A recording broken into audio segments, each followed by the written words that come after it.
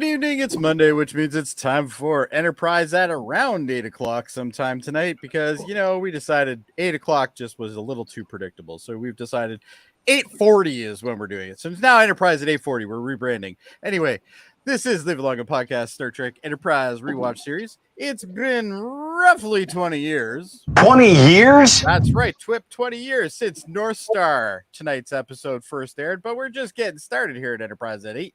I'm Jody Simpson, and joining me via super high-tech audio link is my co-host and the man who's most likely driving at least 120 kilometers per hour right now, Adam Woodward. Is he there?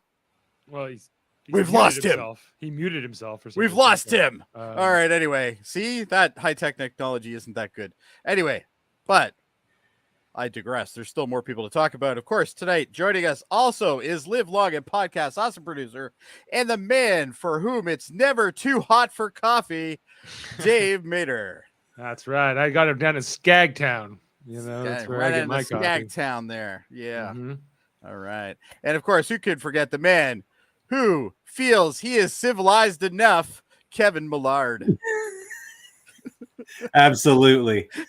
I originally had that one for Dave, but I had to flip him because I figured you would have the bigger reaction on that one. Dave can react to anything because that's the genius of Dave. But that's my thing. But Kevin, I got to give you a firm line to run with. That's true. Yeah. Anyway, tonight's episode is North Star. This is the 60th episode of the series. Sorry, you shouldn't put those comments on while I'm reading. Anyway, this is the 60th episode of the series. This episode is about Archer and the crew trying to discover why a 19th century era human settlement has been placed in the middle of the expanse. So there you go. And I know how much Davan loves this episode. So. He doesn't like it too much. Oh, no, he loves it. That's what I hear. Well, he says, slap my horse in the ass just to get here. Yeehaw, boy, cowdy. Put down. I don't know what he's saying. I should have worn my cowboy hat today. Yes. That would have been good. Yeah. What can you do? All right. Anyway. What are you going to do? It is what it is. The North Star. Why is this episode called North Star? Oh, because why not? Okay. By the way, Sam says he got DS9 season 4 and 5 on DVD. Good for you. Those are my two favorite seasons. Those are good seasons. Yes. If you're going to own them on DVD, those would be the ones. That's like the golden time of DS9 right there. I recommend not owning season 1. But anyway. Yeah. Season 1's pretty crappy. Yeah. But anyway. All right. I interrupted somebody. Sorry about that. I'm in a hyper mood today. I don't know if you noticed. I'm very giddy. Almost like giddy upping, like on a horse, for instance. Oh yeah, giddy up. Are you ready for your harmonica? I do have a harmonica actually, but I didn't bring that either. Damn it! I really missed out on this episode. I could have had so many props on this one. Yeah. Anyway, this is the quintessential cowboy episode for this series of Star Trek. Every series has at least one of these, I think.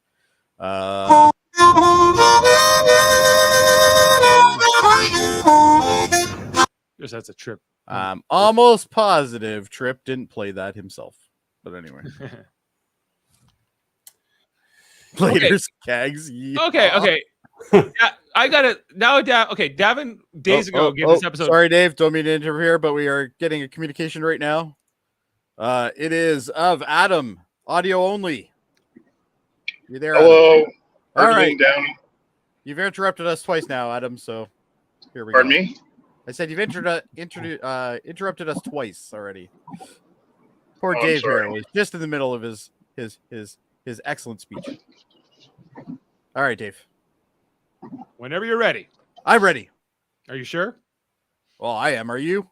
I'm not. Okay. We can wait. I got it. It's about Davan's friggin' ratings. Okay. He already said he was giving this episode a 4 out of 10. Then he just put 2 out of 10. Now he's decided 3 out of 10. I think his rating is a little bit erratic. I think his ratings should be wiped off the record because they are clearly not consistent in any sort of way. Yeah, I don't know. It's just whatever. He's not here to defend himself, so let's not be mean. Oh, he's listening. So, yes, but back to Adam.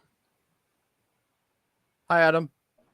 Hey guys, So this is the first. I'm going down the Gardner Expressway talking to you guys. It's fantastic. And how fast are you currently going? Impulse. Impulse speeds. So about 120? Sublight. Well, very much sublight. I'm going 102. You mean you're not riding a horse? 102. Yeah. I'm not riding what? A horse? No. I'm no horses tonight. I take a So little. are you asking me what I thought of this episode? Sure. Yeah. So when it came on, I go, oh great, freaking another Western, Star Trek Western, which I'm gonna hate. But actually, I didn't hate it. Me neither. I kind of liked it. And as far as Davan, he's like, he can't. He's not consistent in his ratings. I don't understand how he comes along. Like this wasn't a bad episode at all. Boy, Oh wait, howdy. wait. He liked Minefield. I forgot. He loved it. Oh, good Yeah. point. Good point. He loved it. So really, he's completely irrelevant. Well, he's just it's like more on you know how last week we all gave 9s and 10s to that episode Twilight. He was like, I don't know, it's like a 7, maybe episode. less. So he has different things sometimes. I have a higher rating of this episode than I found online for the most part. I'm curious to hear what Kevin has to say about this episode. This I wanted to hear episode you. left me asking just one question. Why? Why this episode? Because it they makes had no a sense. Xindi arc that was only 20 episodes long and they had to fill the rest of the season. Yeah, but Why it's in this order because makes no sense to me. this it's fine, but it's pointless. It's totally pointless. Yeah, they've done this And- before. We saw this episode sort of with the Voyager. They did the 37s. Right. And they've and they've done other I'm not okay with doing a Western episode, I guess, if you can make it make sense. And I guess this makes sense, but it's also no, it doesn't. Did they also abduct horses? Yeah, it's a good point. Yeah. And why would this advanced culture, this culture that is this species that is capable of abducting people in space, why would they need horses? Why would they need to bring horses and people to do the work? To do what That's work? a good point. And how would these people overthrow? It doesn't make any sense. This episode makes zero sense. Where'd they get the guns? You know what, though, Kevin? At least they had a reason, unlike other Western Star Trek episodes. You know, What reason? well, I mean, they were abducted, for God's sake. But you know, I can't. Okay, now you're poking all the holes in it, but you didn't say the big one. The ending wrapped up in like no time again. No time at all again. Always. Yeah. And they can't even take them with them or nothing. Like they're just like, okay, well, we're just gonna leave you here and maybe we'll be Kevin, back. they're on a mission to save the world. And sometimes you have to just stop at a random planet and figure out what's going on for the next 2 weeks instead of going to your mission. I just find It makes no sense. I don't get it. finding like Voyager does this too in its second season, where they keep finding stuff from Earth. And Yeah. what is the fucking likelihood of that really? Like, stop it. Once a season, that's the likelihood. Yeah, maybe. Yeah, exactly. Maybe it's like the Delphic Expanse is just like a big suction cup. Like, It just who knows? pulls everything. It just pulls in random stuff from Are the Earth. Skagarans a species we're supposed to know, or are they only No. this episode? Okay. I think this So- is the only time they're ever mentioned in all of Star Trek lore. There was another Which means thing they'll be too on that lore you next guys that eventually. occurred to me too through this episode is that wait a minute, the Xindi didn't have to go all the way to Earth to try to kill an Earth. You know, with their first weapon. Yeah, there was an Earth. There was like a human colony that they didn't know about right in their neighborhood. Yeah. Literally on their back door. They could have tested their weapon out on that. Knocked out these cowboys first instead of the 7 million on Earth, but whatever. It was just to me, the episode is incredibly pointless. The episode, the nicest thing I can say about it is it has some great visuals, like in terms of camera angles and some interesting choices. But like story-wise, it's whatever. It's incredibly simple. I don't like most of the subplot, if you can call it that, with DePaul and Trip is completely pointless. Him trading the harmonica and the gun, and like it's just like this episode, it should just be called filler. Yeah. Filler. Well, I don't disagree with you. As for an actual episode, it's not terrible. It definitely has its flaws, and I think you guys have pointed out the big ones right now. Especially the plot. The plot is absolutely stupid. If this episode had been in like the first or second season, I probably wouldn't have as much of an issue with it. But because it's falling in the middle of this Zindi arc, you're like, exactly. This is like complete. Like, if you're watching this in a row, you're like, well, I would skip this from now forever. Yeah, you don't even need to watch this to know anything about the Zindi arc at all. This doesn't nothing.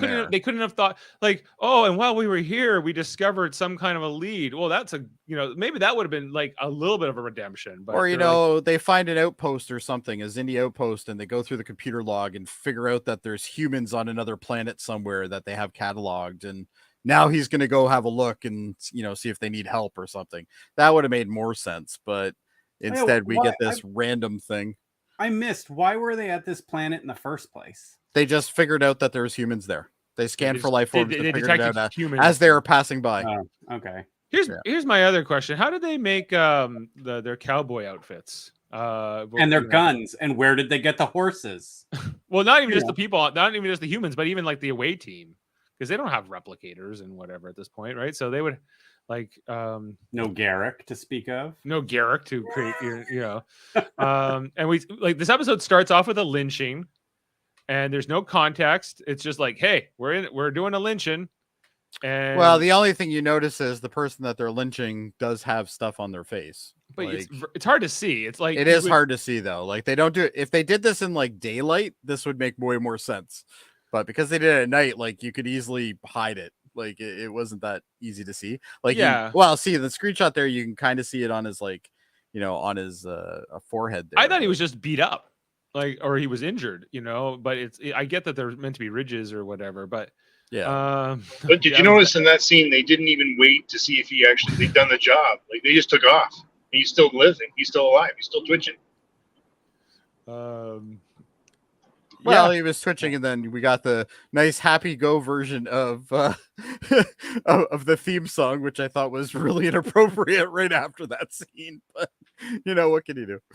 Yeah, it's like as far as a teaser goes, I thought this is one of the weakest teasers I've ever seen for an episode.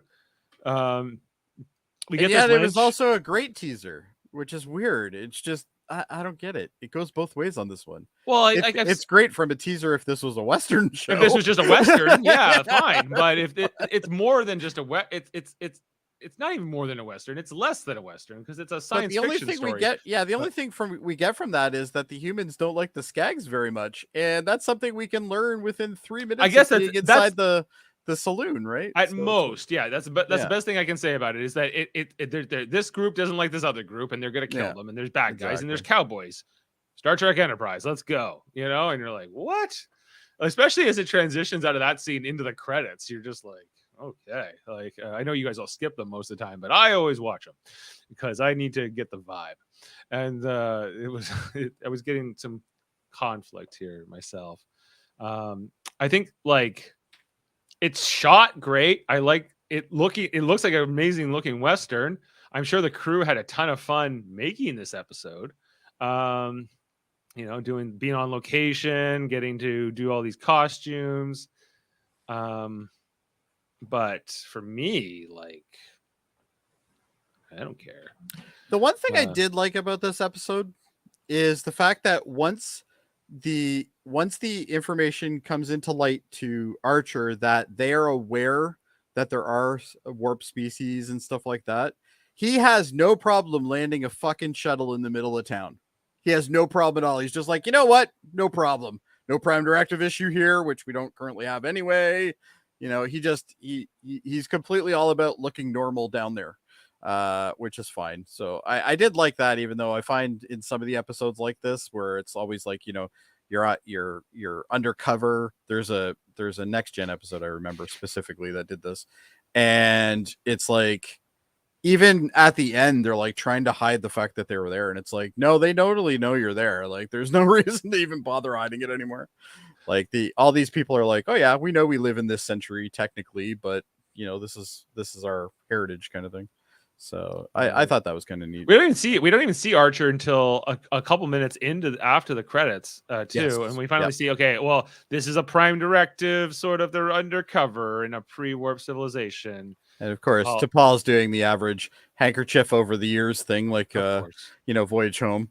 But not over the eyebrows. I did not over the eyebrows. Yes, I did notice that as well. And I'm yeah. wow, they're gonna just think she's really, really mean. You know, yeah, she's just always got a furrowed brow. And yeah, we see Trip show up, and then this is where we find out that they're human. Like, we don't like. I wasn't even assuming that they were human yet. Like, they just, because we see so many aliens who look human and aren't. Yeah. But yeah, they're human. Their DNA matches, and all the stuff that's here was built here. Hey Dave, that's what kind of like, I mean, as far as the Western part of it, as soon as they said they were human, then I go, okay, now at least I can buy that part, that they're human and we're now doing a Western. Makes sense. Yeah. Sorry, Kevin. I liked it better when we found that they were human. And maybe if I never saw Star Trek Voyager, I wouldn't care as much, or I would like this more, you know. But because I don't have a problem with them recycling stories. I almost never have a problem with that. This is just, it's misplaced. This is not what they're doing. If they did this episode last season, even, we could probably accept it a little bit more. But the fact that they're putting this in the middle of this dire Xindi arc makes no sense at all. It's we got nothing to do. In the last episode, we watched Earth in that like alternate future get completely obliterated. The human race was decimated down to like 6,000 people. Yeah. But and Archer, again, with the end of that episode, it was a little bit ambiguous if he remembered that alternate future or not, or what. Yeah, we don't really know. Yeah. If he did, and this might give weight to your theory that he didn't really remember. He just thought T'Pol would make a good nurse or whatever, and he just like wanted a pillow at the end of the story. But you know, if he did remember any of that, I'm like, there's no way that. Why would he want to go here and play cowboys and find out what's going on with a small human colony? This seems like we'll come back to this. We'll circle back, guys, and we'll figure out what's going on. Yeah, this seems like one of those things that you mark off on the calendar and say, you know what, when we're done this Xindi thing, we'll come back and have a look at these guys. You know. Which is kind of what they do by the end of this episode. They're like, well, we can't take you home. We can't take you. We don't have really time to deal with this. So I'm like, then why did you why were you there then? What do you work? Like, you got to save the Skags, I guess. Like that's the great thing. The episode's not over until Archer has broken someone out of jail. Right. That's true. Yeah. He does do a lot of jailbreaks. And I liked even that line in the show where he's like, on my world, they call this a jailbreak. And she's like, yeah, it's called that here too, dumbass, basically. Like, she's like, shut up. Yeah. But obviously he knows what a jailbreak is. He does quite a lot of them. So what about this scene here where like T'Pol and Trip get the horse? Because they said that their horses, because they're like, hey, we need a horse. He's like, where's yours? Because there's no way you got here without one. It's too far to get here on foot from the next town. And they're like, I didn't have a problem with this. They died. The horses died, and so we need another one. This is a complete waste of time. This scene is pointless. Yeah, but they had to establish how they got there. They have a shuttle. Yeah. They have transporters. Mm-hmm. They don't. But at this point in time, trading their gun and their harmonica with this guy is like a waste of time. Well, I don't know where he got the gun from, because that doesn't make any sense unless it's like. Where did he get the hat from? Where did he get the coat from? Where did he get? Oh, well, he could have just jumped somebody. That's no big deal. They jumped people and stole their clothes. They're jumping people. Yeah, that doesn't seem. Oh, Kirk did it all the time. All the time. Yeah, that did happen. Oh my gosh! Go find a clothesline, Dave. Yeah, true. It's not like they had laundromats here. Hey, this is I know this is going to take us off into a tangent here, but what was the plot of A Fistful of Datas again? Yeah, exactly. Holodeck episode. But you know, like that's where like Worf and Alexander are playing a Western scene and with Troy, and then the holodeck malfunctions and all of the bad cowboys turn into Datas. You're right. That's the episode that shows that Worf is a terrible. See, parent. I like this Enterprise episode more than that one. I really did. I hated that. Thank you for reminding me how bad I hated it. I like that episode way better than this episode. Yeah, that was probably Brett Spiner though. I honestly think that the writers or whoever at the time was saying, we look just like you said it, Dave. We've been through some heavy episodes. We need something to lighten it a little bit. Well, then this should have been funny. It wasn't funny. It was kind of serious, really. It was all about like prejudice and getting over old grudges that like that get passed down from generations. And I wonder what happened around 2003 that would have caused such an episode. They should have paid homage to a piece of the action and had when Trip was riding the horse, had it go backwards first and knock into another horse. You're a better writer. You're a better writer than the writer of this episode. You already did better than whoever wrote this. Yeah. Yeah. David A. Goodman wrote this. David A. Goodman. Yeah. And we meet this whole thing about we find out more about this human who like led the uprising, because in this story there was a bunch of humans who were abducted, I guess, during the Old West period, and were brought here as like a slave labor, and their horses, and some of them, I guess, had harmonicas on them, and so they know what those are, and whatever else. But it's a bit. He's like, I like this bartender. He was like posing here. I'm a direct descendant of so and so, and is that right? Cooper Smith. That's the name. So Davan's already got into the ratings thing and changed his rating again. I know, he keeps going up and down. I'm like, can't decide how much he hates the episode, but it's exactly. It's the Skag guy. Then this guy who's like the bad guy. Yeah, this the guy. This guy was in TNG, right? He looks familiar. Yeah, he was in. I think is he one of the ones with the cellular peptide cake? Yes. Okay. Do you want to bring it up now, Dave? Sure. Yeah, Adam already sent this to me in advance. He was like, "That's him, really?" Yeah. Wow.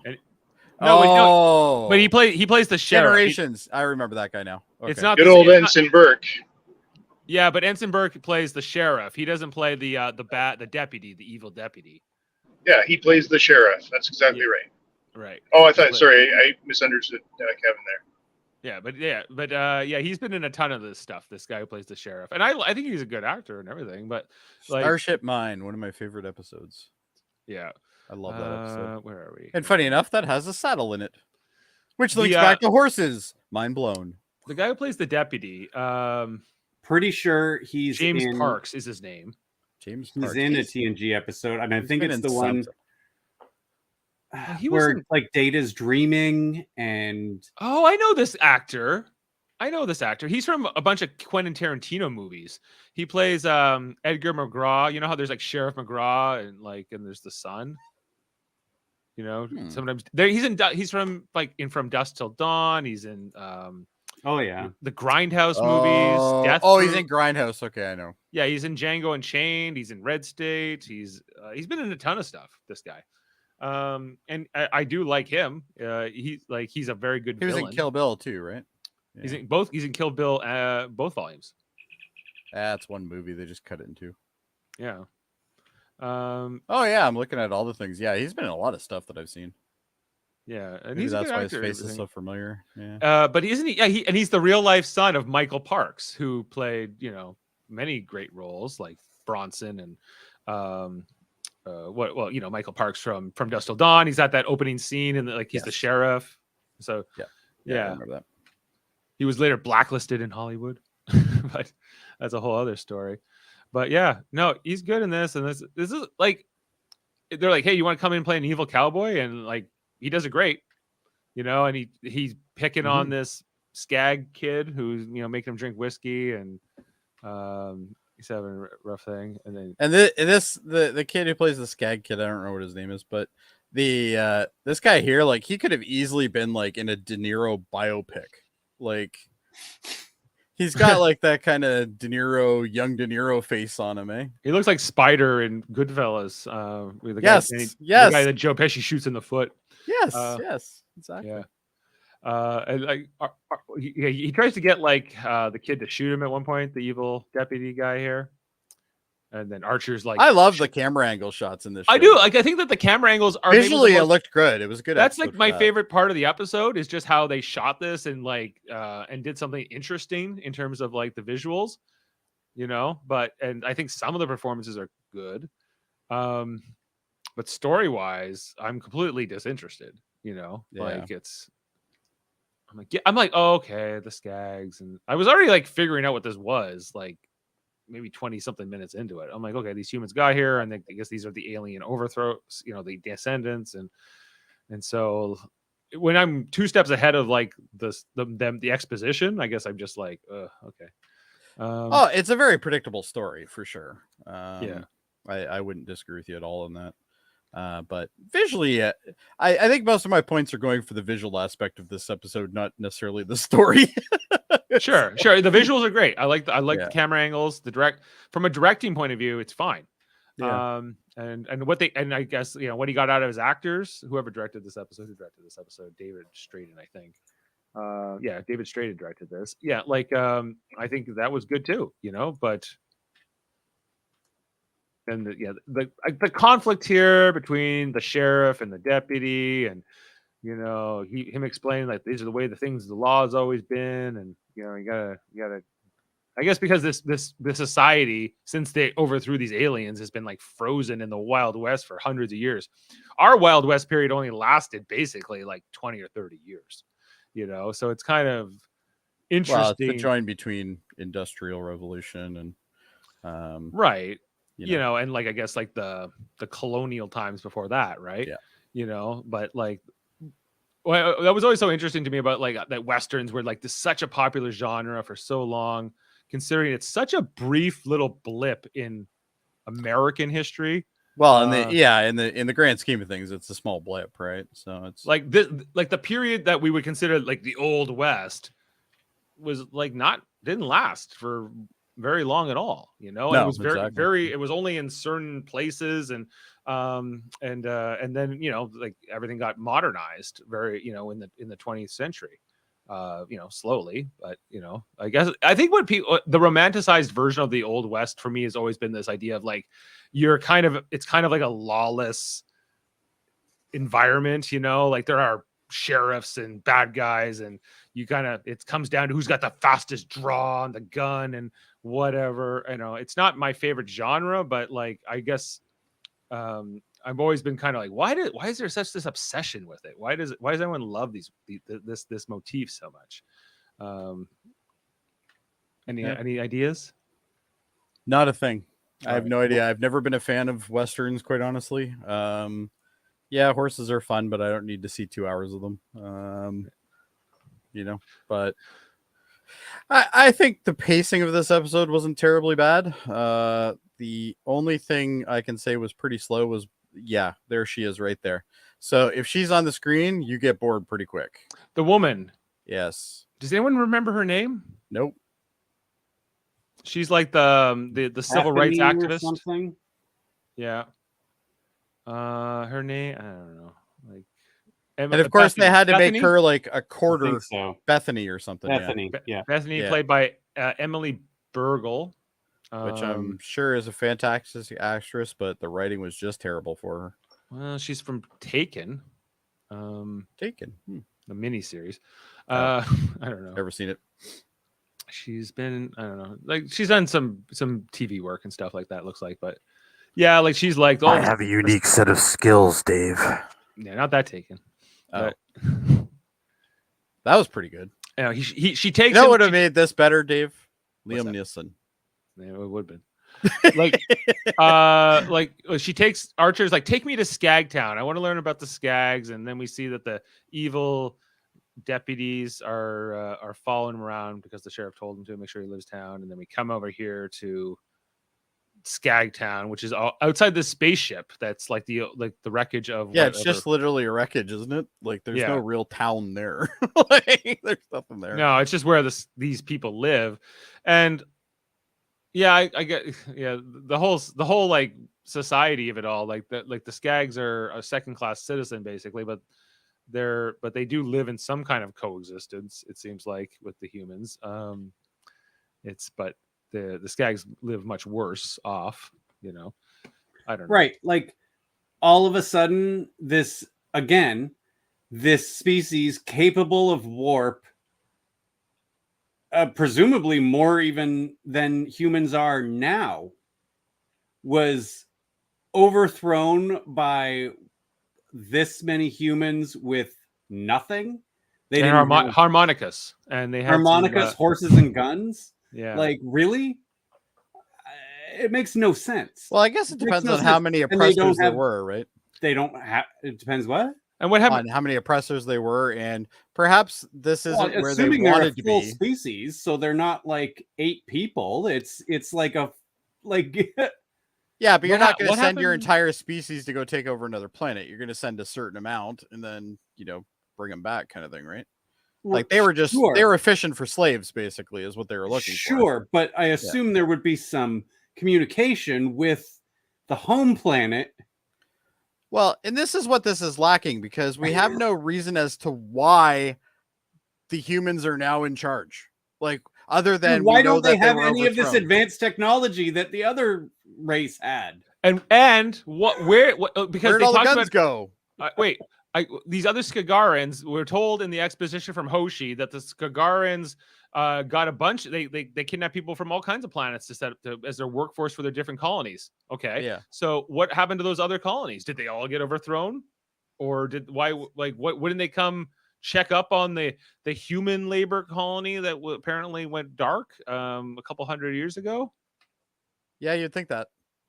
Like, I don't know. Like, there's a lot of like questions. I'm left with more questions out of this episode, and I'm not like too interested to go find out the answers. But No, me it's neither. like, I've left with one question: Why? Why? why? Yeah. It's a good question. Kids need. It was illegal to teach them stuff and Well, because they don't want them to learn enough to learn how to overthrow run their them back, spaceship right? again.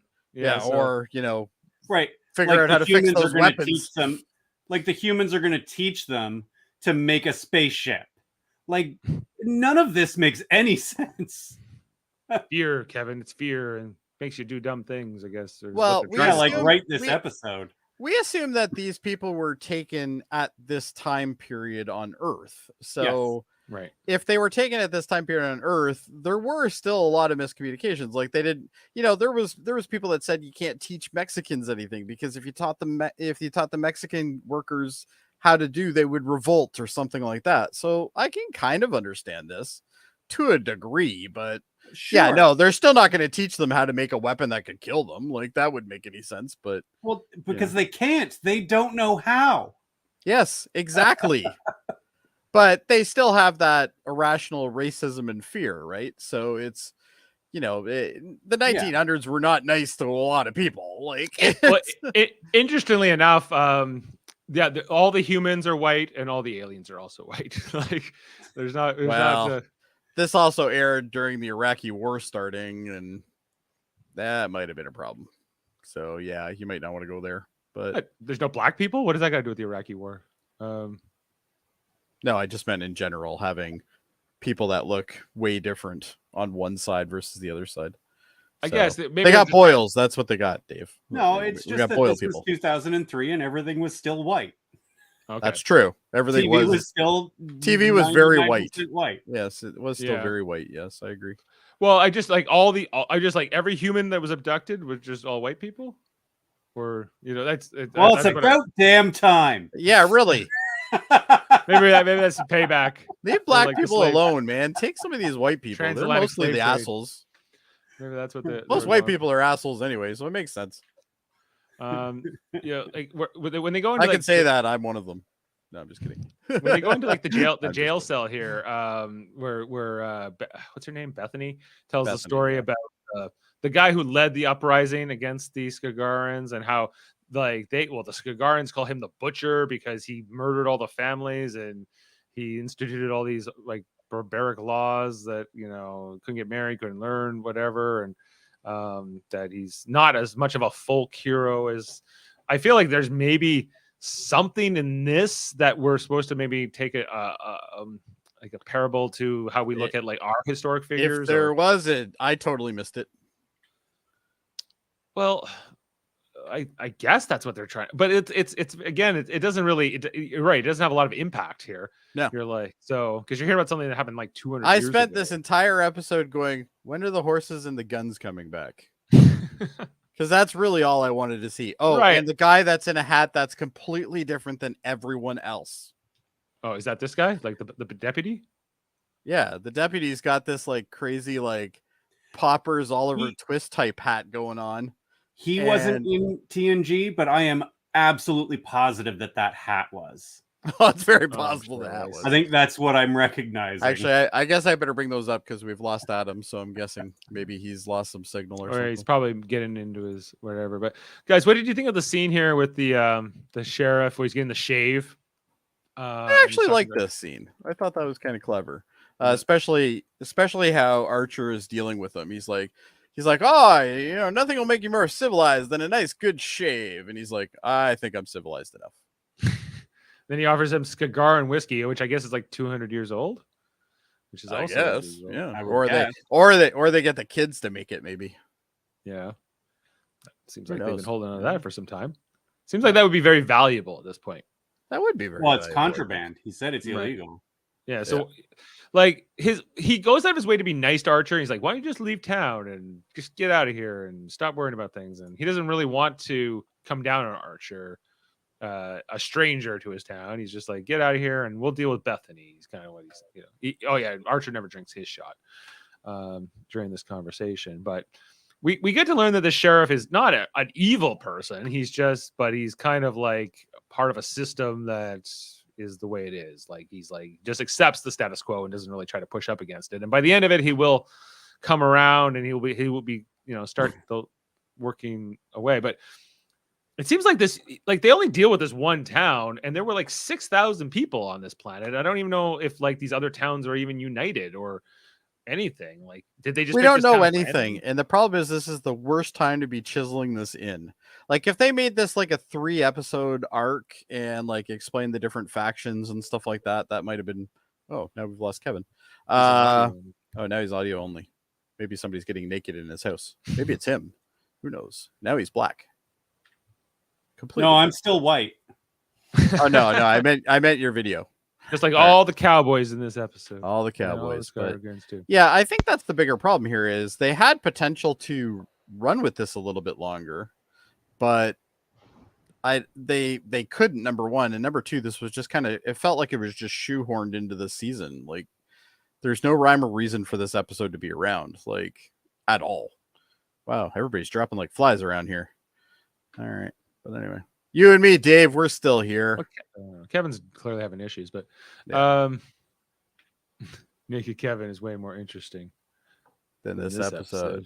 Well, I would agree. I would also agree. So would his wife. Like here where Archer goes out of his way to break her out of jail. I guess like this felt a little bit unlike Archer in some ways, but maybe not, because you made a point that he does love a jailbreak. So maybe this is exactly what he loves to do. It's just because of the way, I guess, because he's saying like the non-interference thing here just doesn't apply because these are humans, and therefore that this is they're not trying to not contaminate the culture. They're just trying to kind of do surveillance, I guess, at this point. And he feels for this woman, so he knocks out the deputy, and she's like, well, I'll be prosecuted or whatever. He's like, well, you're gonna spend 10 years in jail and another settlement, so you can leave.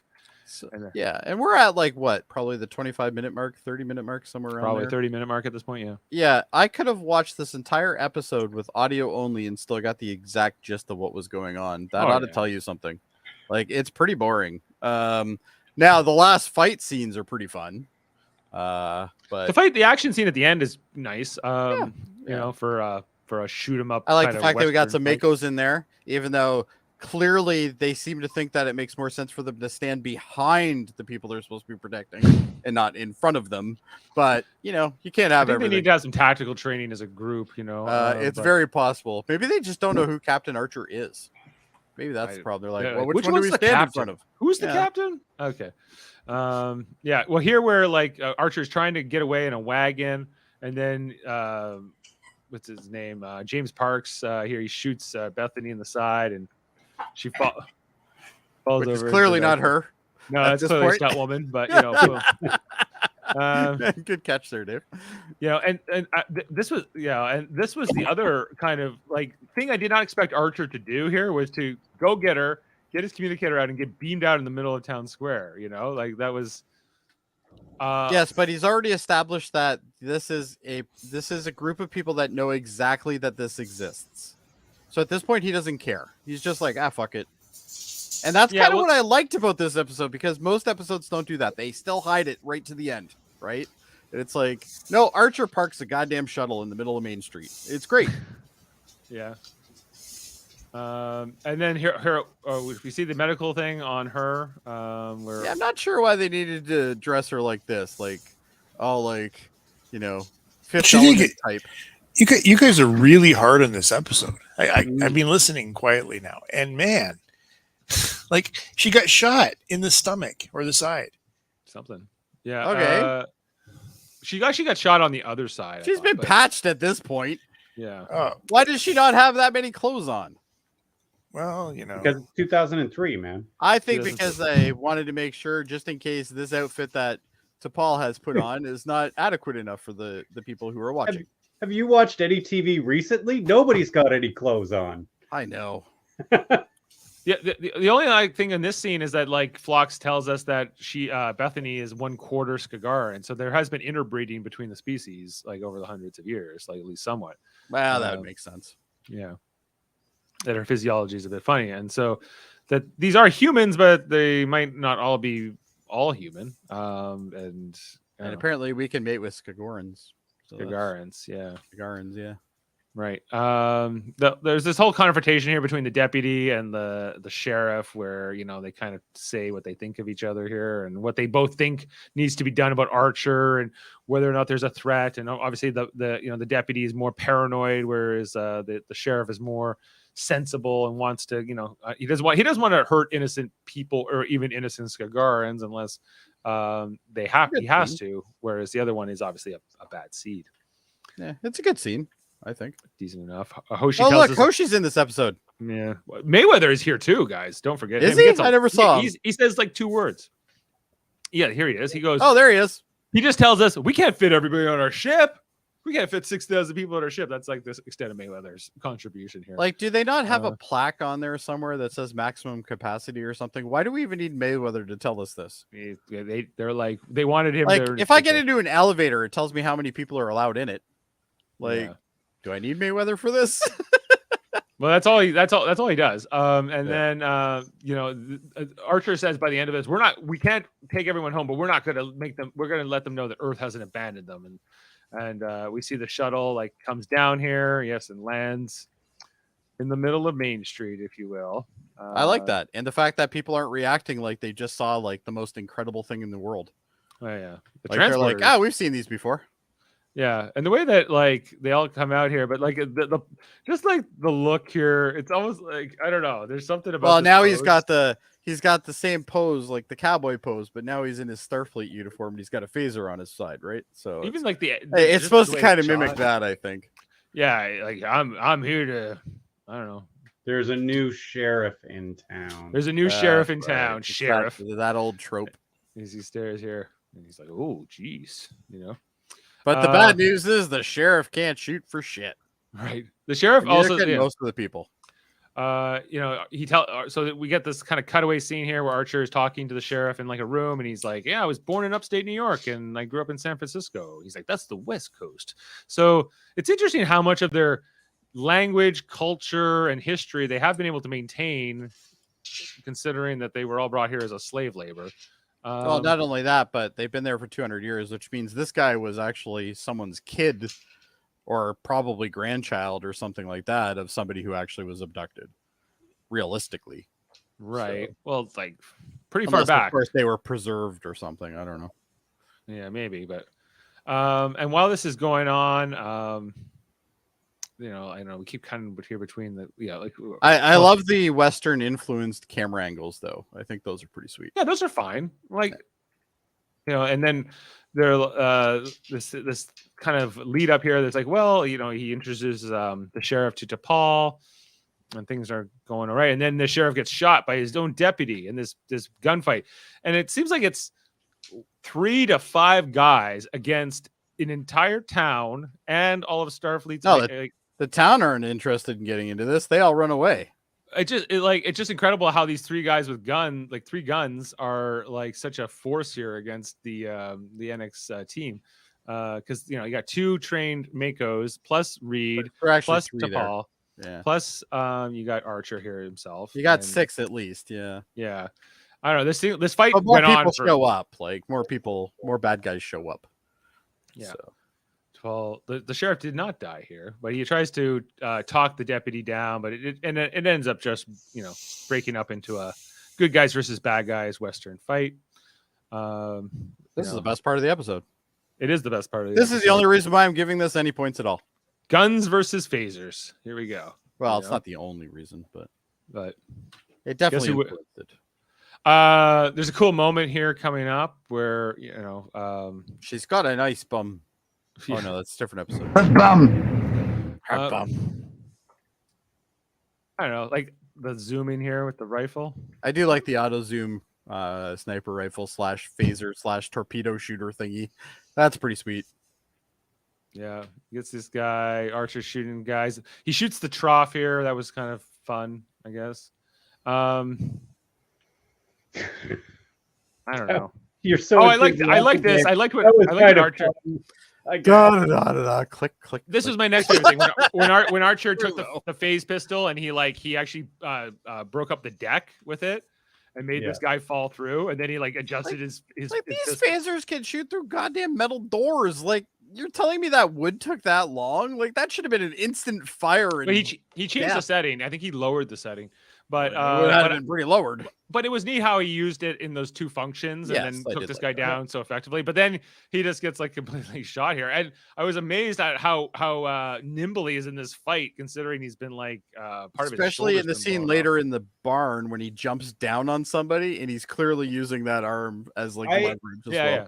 I am shocked. Did he get hit with a cannonball? It's just not a bullet wound. I think that's actually the stunt pack that just went a little too far. But it's an intense like he wouldn't have any use of his shoulder and his arm would be hanging down right now. He's got flocks. He's got flocks to take care of. But he can lift his arm right now, which is pretty damn impressive. So I thought he would actually be bleeding more, but whatever. So he kind of it takes a couple minutes before that kicks in.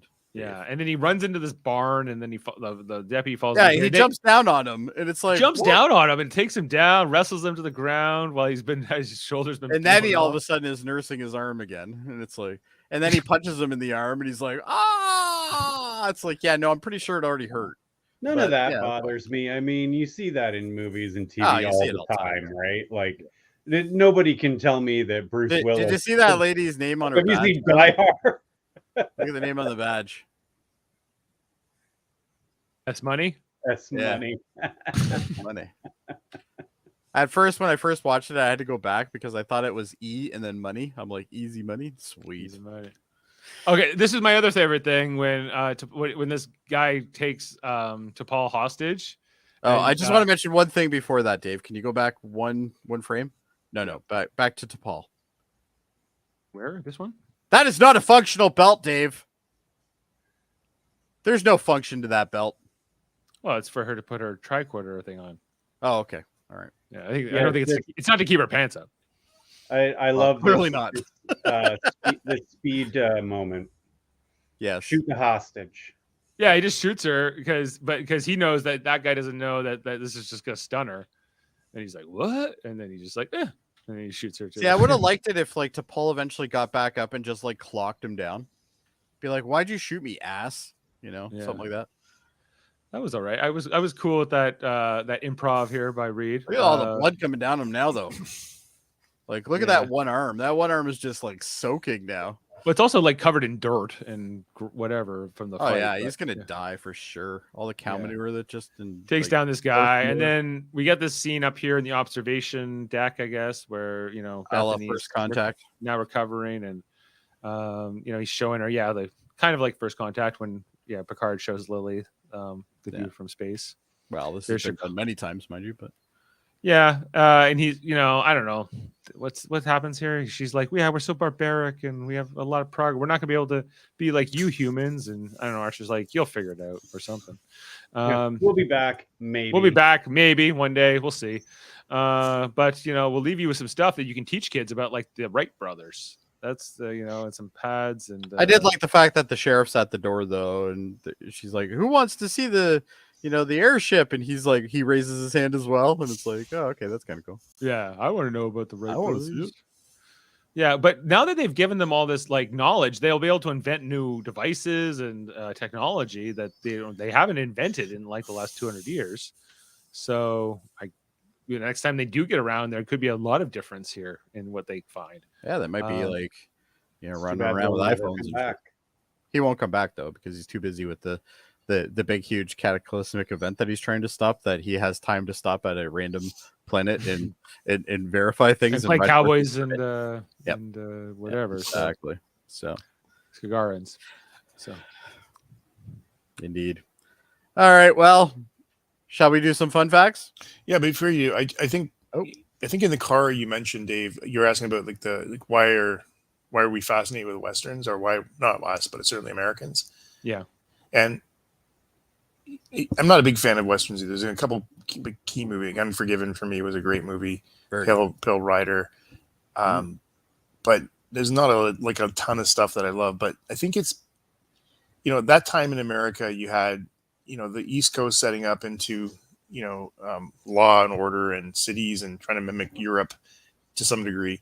And this was like the last frontier where people could be anything they wanted to be. And it was very white, by the way, because the only people who could afford to go out there with either no money or lots of money, Right. to make their fortunes.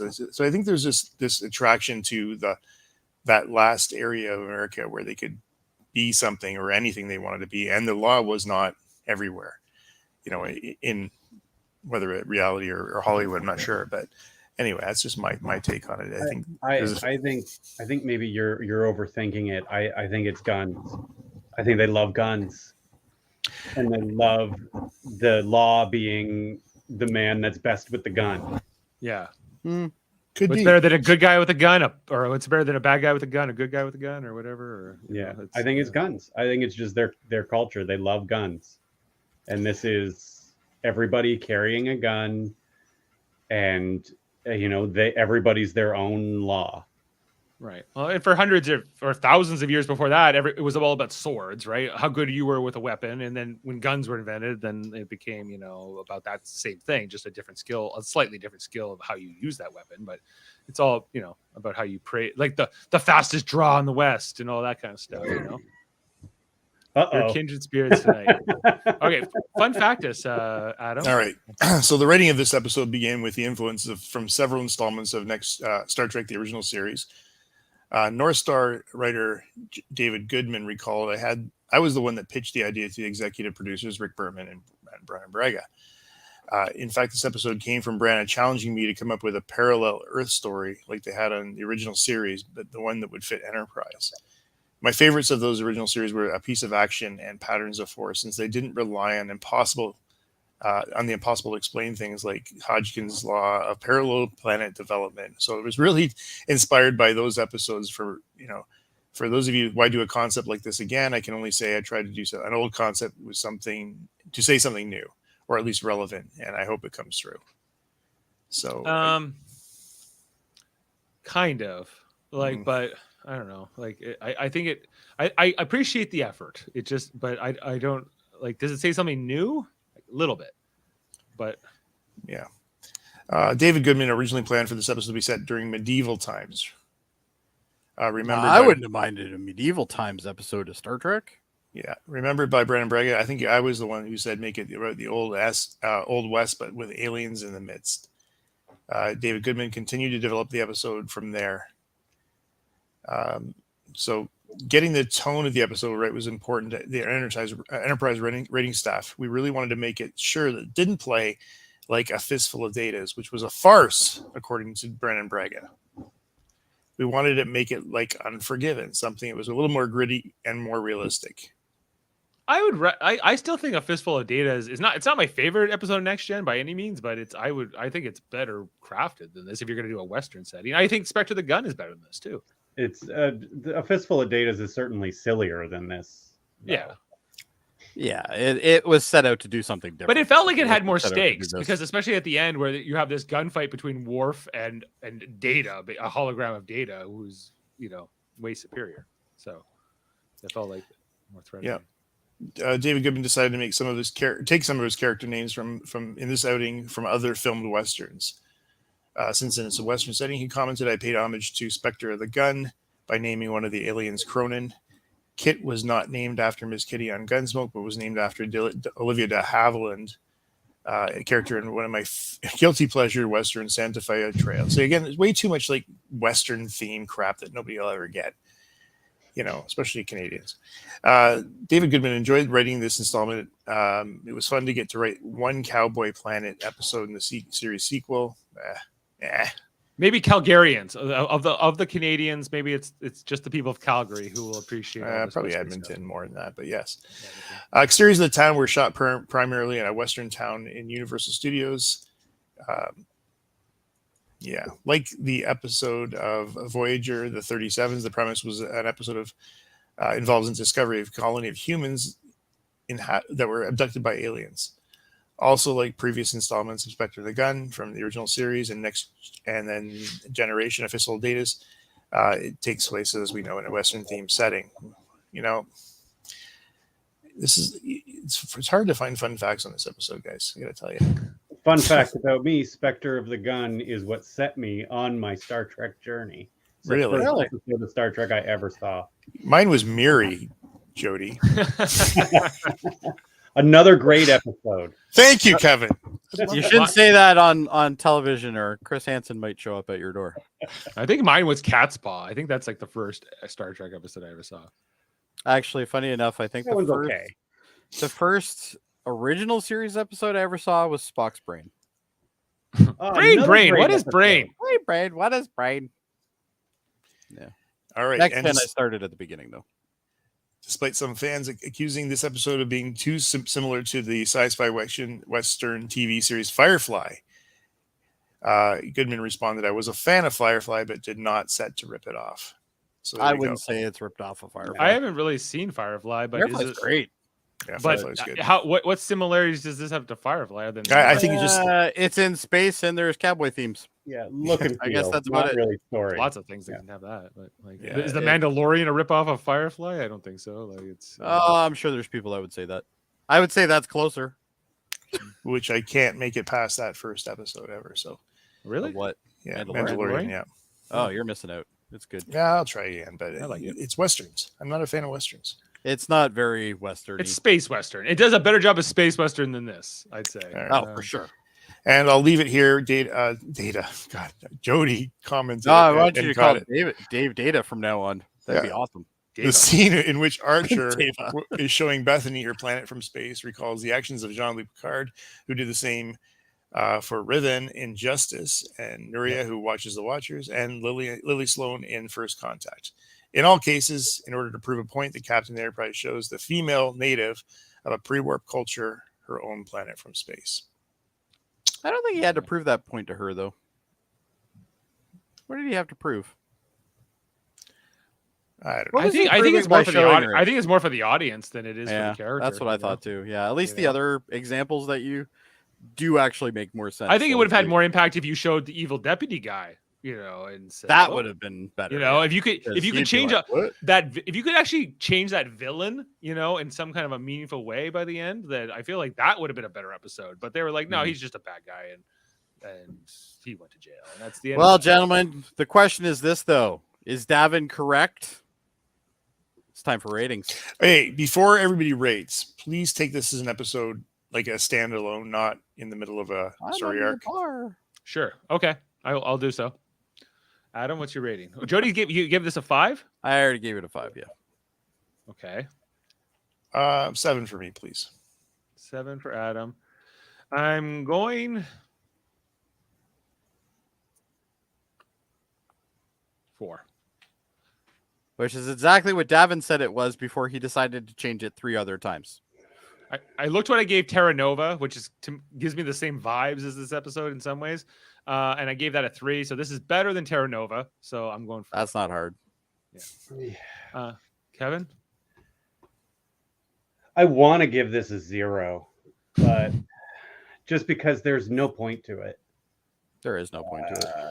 But it's not wholly boring. But I'm also supposed to be entertained. I'll give it a somewhat 3. entertained. I'll give it a 3. 3 from Not totally boring, Davin. but So Davan he went up and down on his rating, but I think he settled at 1. So so we're averaging 4 tonight. 3 in Newfoundland time from Sam. That's 3.5. Yeah, and 3.5, of course. Yeah, And 3.5, this is a 6.9 on IMDb, which is, I have no idea how it managed to get a 6.9 on IMDb. That's a lower rating than Extinction, which has a 6. But again, David Goodman, and David Straden wrote it or directed it. I didn't put the Only time David Goodman's ever gotten an A. You say this is art? I guess if it's gonna call this as anybody's episode, it's Archer's, but it's mostly Archer. Yeah, it's pretty much just Archer. Like most episodes. Yeah, again, they don't use the crew at all. But his Flock's doing this. He takes a bullet out of her, and that's about it. Oh, sorry. There was one more reference here that I it was the first time that anybody said, beam us up together, like with like a count, you mean? Yeah. First time in chronologically. Yeah. I was gonna say because this has definitely been before. Well, of course, this happened in the 19th century. Terra Nova, the TV show. There's a TV show called Terra Nova. Yes, there was actually. I remember that. I like Terra Nova. The problem with good. Terra Nova, the TV show, is that it was too expensive. They couldn't keep going. It was basically about Earth was falling apart, and they found this portal going back in time to when the dinosaurs ruled the world, and they were putting people back in time to. It's got that captain from the glowy alien show, Avatar. Oh, the glowy alien show. I was like, where's he going with this? Yeah, it's got him in it, and he was also in a Western, Tombstone. Yes, he was in Tombstone. Yeah. Now, Jody, that was a good movie. Yes, sir. Davin's promised me that after we get past this episode, it's all gravy from here. We got nothing but good episodes left. What comes next? In season 3. In season 3, yeah. I would consider that you take everything he says with a grain of salt. However, the next episode I am very familiar with. It is called Similitude. And this is during an engine performance test. Trip Tucker is critically injured and left comatose in sickbay. This is a heavy Phlox episode, by the way, too. Phlox suggests that Tucker's only hope of survival is the creation of a mimic symbiote. In other words, a clone. So basically, they create a clone. What's neat about this is the kid that they've already used for flashbacks of Trip is used as the sim in this one, which is kind of nice. So it's good consistency there. But is it a good episode? Yeah, it's not bad. I think it's not bad, but it's okay. But it has nothing to do with the Xindi arc. Not really. No, other than they're in that space. But it's like an arc at this point. There is an arc. We'll get back to when we feel like it, guys. We're gonna have. We got. They had 20-something episodes to do, Kevin. I mean, 26. Well, it is a bit of an unfair. It is a bit unfair because it's easier to do an arc like that nowadays than like Discovery when there's 10 episodes a season, right? Like, and Deep Space Nine does the same thing. Like I think Dominion War being a lot more in it than it is. I guess because Deep Space Nine's a space station, I guess it doesn't feel as jarring. I guess when we have like a side episode, it does the exact same thing. It does, yeah. but but it feels like you're not this. taken out of it, I guess, is what Dave is trying to say, which I kind of agree with him on that. You know that the Dominion War is still going on. You get it. You know it's there. There are. You get that they're not always at the front lines in that particular storyline. In this storyline, they're always Enterprise's sole mission that is right to now, save Earth, not to go play with cowboys. Like they're not on a Discovery mission. Oh, wait a second, guys. If you're playing with, you're looking for life forms you got to stop if you see them. It's just going to be. Crazy They're little still. lights Thank you. Normally, I'd agree, but I feel like they got pressed. No, they are on a mission Where right now. are They are you? not I exploring. just watched Earth get blown up last episode. I'm like, there's some stakes here. it We was a need to dream. get on this. We don't have time to worry about clones and It's true. and cowboys and things like this. But we Well, do if they're need looking our for chief Trellium engineer. on the planet or something like that. They got to Well, find. at least that would be serving the mission. There is definitely a connection, but I don't remember what it is. It's been a long time since I've seen it, but I remember the episode being good. Regardless, And I remember it's I okay remember- to deviate from the storyline a little bit. Guys. I also remember thinking how much I absolutely hated Trip on my first watch of this, and I remember that this is the episode that made me think he was actually really good. Davin, based on your comment there, you should at least give it a 4. Yeah, you got to stop and you got to stop by the planet. So You do just fly by planets. There's a lot of them out there, Yeah. as we've learned, especially with Kirk. You know, sometimes you just don't ask too many questions and just enjoy the Just episode. enjoy it. You Just enjoy the have to ride. Understand it's entertainment, and Don't that's what think it's about it supposed so to be. much. The You know, question is, so- were you entertained? I was only No. entertained 4/10 of the time. No, I, no, I wasn't. I said to my wife last night, I didn't hate it. Well, then if you know, it depends what you're looking I'm for. pretty in sure your- I in warned your all of you guys entertainment, and but- told you guys that it wasn't going to be good. You did. It was better than my expectations, but you know, now I feel Yeah. bad about giving it a 7.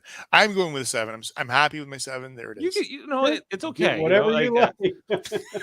It's So okay. Sam You don't wants have to to. know, Adam, is that Area How about- 51 sign always Adam, I'm behind not you? judging you, just the episode. It's fine. Yeah, yeah. Like if somebody likes something and I don't, it's okay. You know, it's fine. But- Yeah. See, Sam feels the same way. He was entertained 40% of the episode, just like me. Okay. 4.5 in Newfoundland. 4.5. That's a little Exactly. high. That might For have this helped. season, well, Adam has the highest. Actually, he's tied with me for the I highest. can't see anything overall. online, so you should probably show us Oh, what you're looking at. yeah. There you go. But this season, yeah, like Adam has a significantly. I'm actually pretty low on this season so far compared. Like, well, I know it's going to get better, but some of these Kevin and I are dead the same, though. That's weird.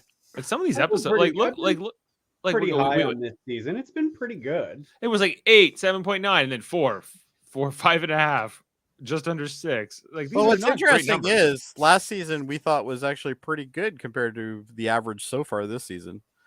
So far, yeah, like I think because The last we're half- wanting them to tell us this story, and they're Well, we want taking this their- indie arc, but they're taking a long goddamn they're taking their to tell it. time. They're sure The taking their last time half to of get there, season so. 2 was fantastic. That's true. Well, A lot of good episodes. Yeah, Kevin had an average of 7.1 in season 2. Sam says Davin is actually a Karen. That kind of makes sense, I guess. I don't know. Well, it must run in the family. So, Oh yeah, All that's right. right. He called you Karen too, didn't he?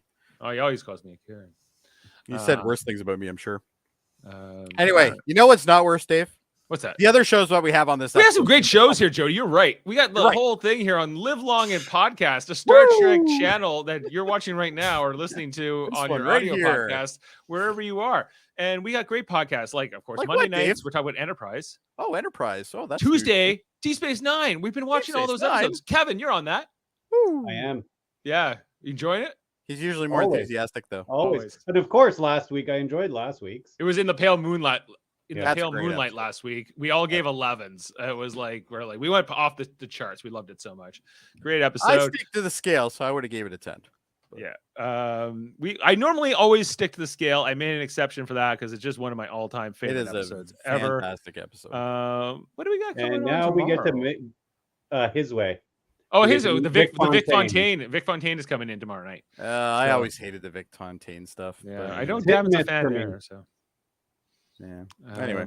and so we're talking about that, and then Thursday we're gonna be on talking about Star Trek Picard, the Yes. new episode 4 of season 3. We're gonna be covering that.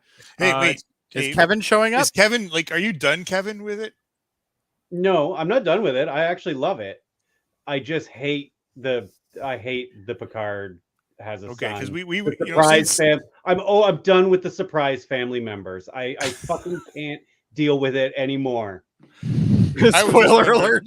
'cause- Oh yeah, by the way, spoiler alert. Whatever. If you haven't watched If you're it, watching tough this, shit. yeah. I'm Yeah, ranting. you know what? You've had a week. Get your shit together. Actually, the reveal was 2 weeks ago, so it's been. Oh, that's true. It was yeah. 2 weeks ago. Long Yeah. established. can't But yeah, we got fucking that. believe And then it. this Saturday, guys, we're doing our next installment of Star Trek Radio Theater, doing a Star Trek Lower Decks mini series or a comic book. We're all playing various roles. Got Ashley Millard as the narrator, but this narrator is actually a much more involved narrator than we typically have. Very lots of to do in this one for Ashley. So Davin's lady is also joining us, I see. yeah, we got Davin's partner Tiffany coming in to play a bunch of roles, and we got Murphy and a bunch of aliens. Mock called me and he's like, "What's with these aliens? Who are these aliens? What do I have to watch?" And I was trying to be like, "Well, these aliens that you're playing are only from the comic books." So we gave him some pointers, but I was like, there's kind of like these two factions. Like there's like the hillbilly faction and the more advanced faction of the same species. And Yeah, I acquired all the comics, so I'm gonna go through. yeah, and so Yeah, I'm gonna have to read he was the like, "Well, we last have to get all the hillbilly aliens together so we can like talk about what we're gonna do." I was like, "Well, that's fine." I'm not playing one of them, but I am playing Dracula in this, so get ready for that. Yes, this story has a Oh, I can't wait for that, Dave. yeah, That's so gonna be I'm- amazing. Oh, I'm ready for it. I can only Um, imagine what your Dracula is yeah. gonna be. Well, it's gonna be like a Dracula. So that's all the stuff we got going on Live Long and Podcast. Plus, of course, our science division, which does all kinds of things like trivias and debates and probes, and we also we play video games here sometimes and things like that. Say, Dave, Oh do you yes. cover Big Brother Canada 11? Well, in the United Federation of Podcasts, yes, we do. We have our Super Mater Brothers podcast, which is currently right now doing Survivor. Yeah, but you're right. This week is Big Brother Canada 11 is starting. I'm not sure how we're going to do both on Wednesday. We might just cover Big Brother Canada on Thursday, although we have Picard on Thursday. So I still haven't quite figured out how I'm going to fit in Big Brother Canada this week, especially. But we are going to do a cast. We've already started the draft, and Foster already made his first pick. But we will reveal this in the very near future about who the cast is and what we're expecting. So I don't have that set. I don't have a good answer for you yet. But check out Wednesday. We'll be on talking about the new Survivor season. Episode 2 is on this week. I know there's someone from Newfoundland. And guess what he does for a living, guys? The guy from Newfoundland. Bartender. Nope. Come on. Fishing guy. Fishing. Yes, exactly. Fisherman. Fisherman. Yes. Or goes to Fort McMurray in mines. Yeah. So yeah, I have to figure out who I'm going to draft. And he's got a hip tape that's stuck in his truck radio for the last 3 years. 20 years. 20 years, yeah. Also, check out on the Mary Mater Marvel Society on the Super Mater Brothers podcast, where we just did the Ant-Man and the Wasp Quantumania not too long ago. If you want to hear our thoughts on that movie. And there's the X-Rated show every Tuesday with Davan and Andre, where they talk about X-Men, the animated series. Andre also has his other podcast, the Graphics History Podcast, an audio podcast where he interviews people from film and comic books and things like that. Every second Wednesday, Davan and Murphy do Hold Up, a movie podcast where they talk about 3 movies in a specific theme and rate them and talk about them. Assuming a microphone's working or not. Assuming the microphones work. Sometimes there's technical difficulties. And the Hellbound podcast comes out on Wednesdays. Alex Blackburn, Michael Chan talk about horror, whether that role plays. They talk about movies, horror movies, and interview different people. And KBBL on Fridays. It's a lot of B's. The extra B's. What's the extra B for? There's so many extra B's. I still don't get this joke, but I no, but anyway, yeah. Anyway, so that's all the great stuff we have going on the United Federation of Podcasts. Oh, there you go. All right, gentlemen. Well, unless anybody else has anything to say, I do not. Yeehaw! Yeehaw! Yeehaw, cowboy! I wish I had a soundbite like that, but because we mentioned it tonight, let's go out on this. We'll see you next time. Live long and podcast, everybody. Brain and brain. What is brain? What to say? All right. The thing that hurts when I watch this episode.